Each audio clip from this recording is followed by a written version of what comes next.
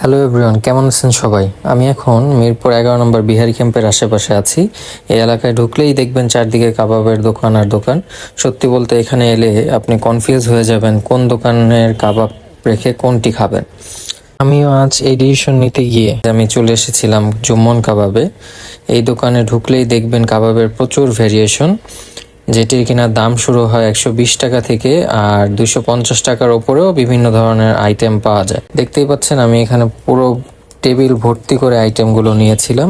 এর মধ্যে আমার কাছে সবচেয়ে ভালো লেগেছে ওদের এই বিফ চাপটি, আর ওদের স্পেশাল আইটেম যেটি কিনা ওনারা বলে থাকে মগজ ভোনা। এই আইটেমটিও অবভিয়াসলি মাস্ট ট্রাই আইটেম, কারণ মগজ ভোনাটা আমার কাছে খুবই ইউনিক লেগেছে এবং খেয়েও বেশ মজা লেগেছে। এর পাশাপাশি এখানে গরুর বিভিন্ন অংশের নানা ধরনের চপ আর কাবাব পাবেন, তাই চাইলে অবশ্যই সেগুলোও ট্রাই করে আসতে পারেন। মিরপুর 11 নম্বর বলতে গেলে স্বাদের একটি জায়গা, আর জুম্মন কাবাব সেই স্বাদের একটি অংশ বলা যায়।